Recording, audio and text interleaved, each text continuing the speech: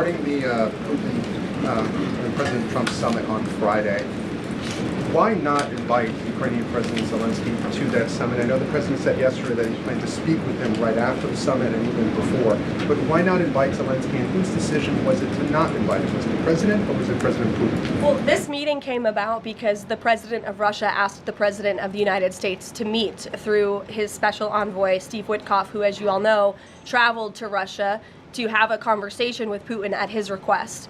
And so the president is agreeing to this meeting at the request of President Putin. And the goal of this meeting for the president is to walk away with a better understanding of how we can end this war. And the president said at this podium yesterday when he joined all of you in the room that he hopes in the future there can be a trilateral meeting with these three leaders to finally bring this conflict to an end.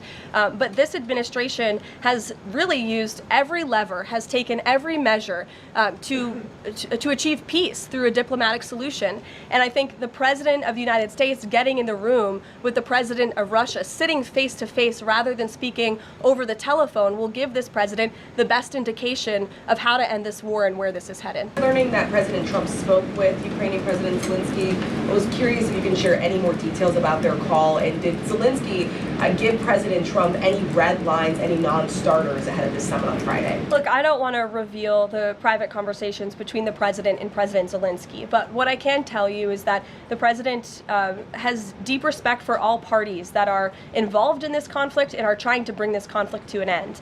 After Special Envoy Witkoff returned from his meeting with President Putin in Russia, his first phone call was to President Trump. And President Trump's first phone call was to President Zelensky and to our friends in Europe to keep everybody in the loop about where the United States can see moving the ball forward to end this conflict. And so we continue to be very much engaged with President Zelensky and the Ukrainians, but also our allies in Europe as well. And then just one more for you. How does the president measure success coming out of this meeting? The president at times has suggested that Putin might be tapping him along.